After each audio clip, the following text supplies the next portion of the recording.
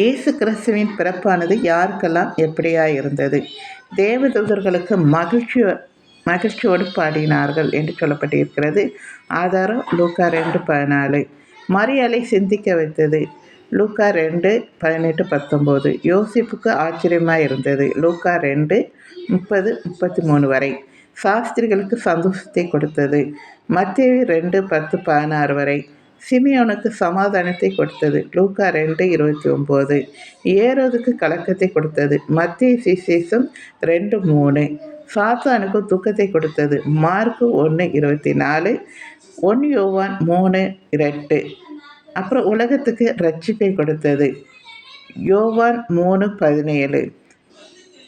இயேசு கிறிஸ்து உலகத்துக்கு இரட்சகராக வந்தார். இது எல்லாரும் அறிஞ்ச விஷயமே. உலகத்தின் பாவத்தை சுமக்கிற தேவ ஆட்டுக்குட்டியானவராய் வந்தவர் அவர் ஒருவரை. தீயோரை அழிப்பதற்கு நிறைய பேர் வருவார்கள். ஆனால் இயேசு பாவிகளை இரட்சிப்பதற்காகவே வந்தார்.